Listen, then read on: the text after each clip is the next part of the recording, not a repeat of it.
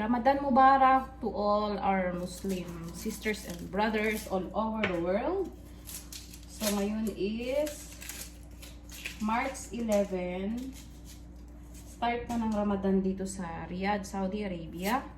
Pero sa Pilipinas, nag-announce sila doon. Bukas pa ata. March 12 pa ang start ng Ramadan sa Pilipinas. So, at dahil Ramadan, hindi pwedeng mawala ang sambusa. So, gagawa ako ng sambusa ngayon. Ang aking gagawing sambusa is minced beef and cheese only. Dahil ayaw ng alaga ako ng may mga gulay-gulay. At mag-start ako ng maaga. Kasi babalutin ko pa. Ha? Tatlong sibuyas. Gagamit ako ng food processor. Ha?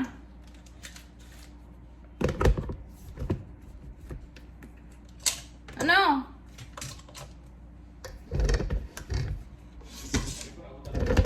Ha? Ano? Anong naabutan? Kanina pa. Bakit ikaw hindi ka na niya abutan? Ba't di mo siya hintay? Apa itu pantai?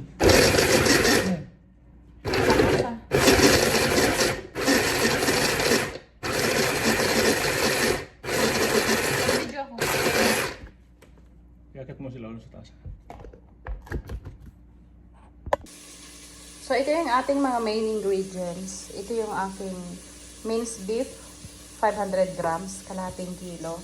Yan yung ating sibuyas. At ito ay mixed leaves ng bakdones at ng kuspara, parsley at coriander leaves. Ayan yung ating cheese, mozzarella cheese. At syempre, hindi mawawala yung ating sambusa wrapper or sambusa leaves. Ating spices is salt and black pepper. Meron akong cumin powder at paprika. So, yan lamang ang ating mga ingredients. At lulutuin natin, igigisa. Then, babalutin yung pagbalot talaga ang matagal kasi. So, let's start cooking sambusa for Ramadan.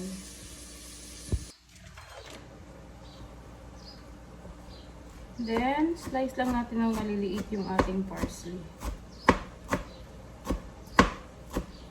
Parsley at coriander leaves.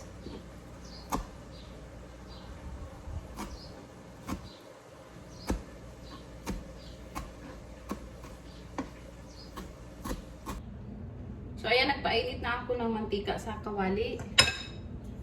Lagay natin una, syempre, ang sibuyas. Maraming sibuyas. At masarap ito pag naglagay ng bawang. Kaso ayaw ng amo ko ng bawang. Ayaw ko naglagay ng bawang.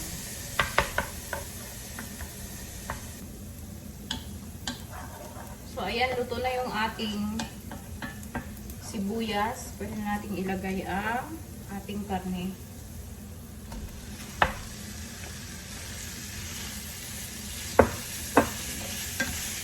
And then, mekos-mekos lang.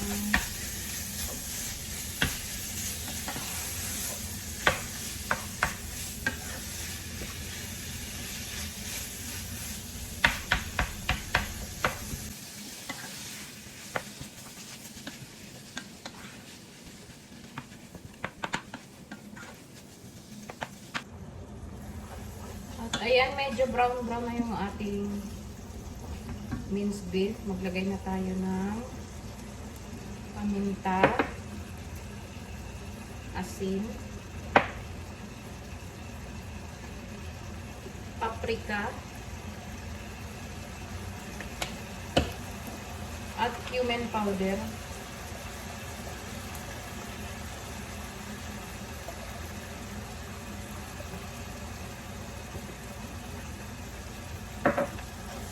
Mix naman natin ulit para mag-well combine yung ating spices sa ating giniling na baka.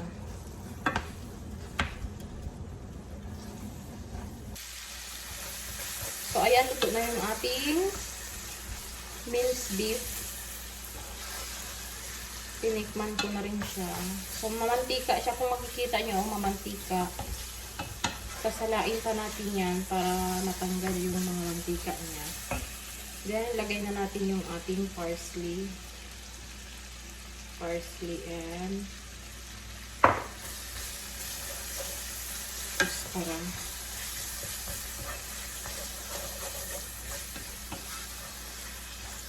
Then, takpan natin siguro mga 5 minutes. So, ayan, luto na yung ating minced beef.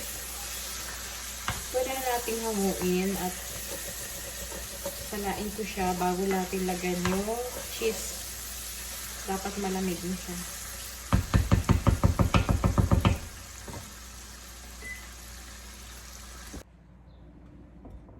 So, ayan, natanggalan na natin ng mantika. Ayan siya yung nakuhang mantika. Lagay na natin sa bowl. May mga mantika pa rin pero okay lang. Palamigin lang natin ng bahagya. Mainit pa, umuusok pa. Palamigin lang natin saglit bago natin ilagay ang cheese. So, ayan, malamig na yung ating minced beef. Lagyan na natin yung cheese. Mga 1 cup ng cheese. 1 and a half cup siguro yan. Yan.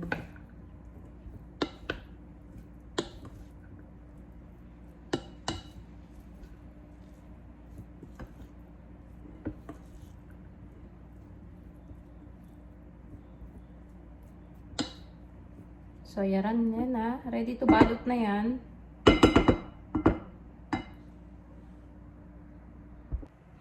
So, next natin gagawin, maghihimay tayo ng sambusa leaves.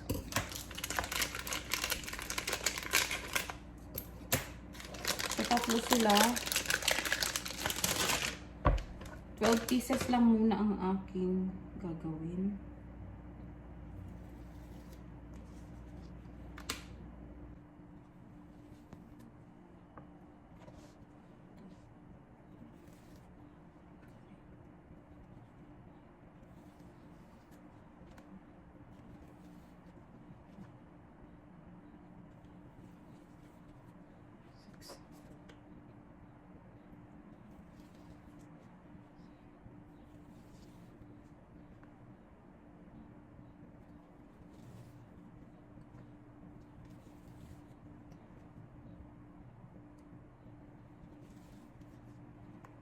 Then, magbati ako ng isang itlog para pang close sa kanya.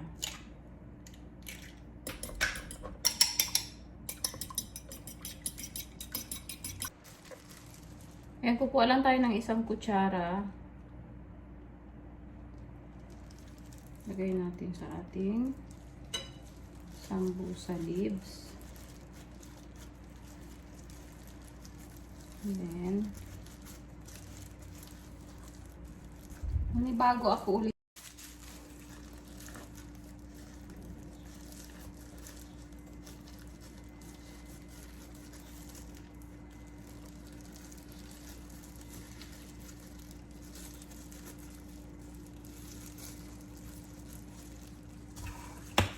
Then, gugupitin ko yung excess.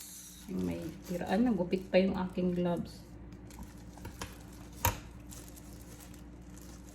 Then, pahira ng itlog yung sa gilid.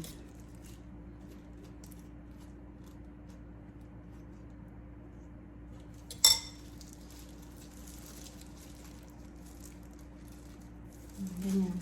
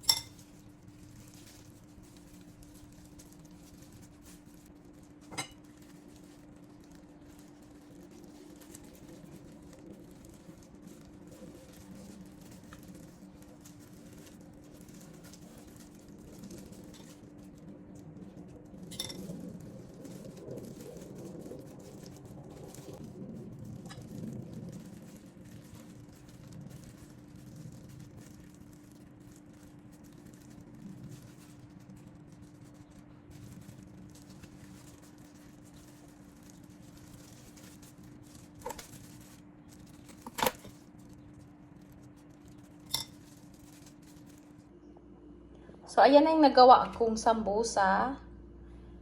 Bale, 12 pieces yan siya. O, ayan. Pag gumawa ako ng marami niya, nilalagay ko sa freezer, nilalagay ko sa plastic, tapos sa freezer para kinabukasan, lulutuin na lang siya, pipritohin, or air fryer, or sa oven. So, sa ngayong araw, kasi first day ng fasting nila, yan ang aking lulutuin. So, ayan na yung nagawa kong sambusa. Naka-plastic na siya. Ilalagay ko ito siya sa freezer para lulutuin sa pang-araw-araw. Or kung may ibibigay man sa mga kaibigan ni Sir, pwede rin. Pero sayang, sana dito, hanggang dito lang. So, sa isang araw, 12 pieces ang maluluto ko. O di meron na siguro mga 3 days na ito to 4 days. Yan na siya. So, 40 pieces siya. 40 pieces sa 500 grams na minced beef. Siguro kung may mga gulay siya, mas marami. Kasi dadami siya, di ba? Pero kasi cheese at minced beef lang siya. So, hanggang dito na lang ang aking video sa araw na ito. Thank you so much sa walang sawang panonood, especially Team Sueno family. Stay safe, everyone. God bless you next time. Bye-bye.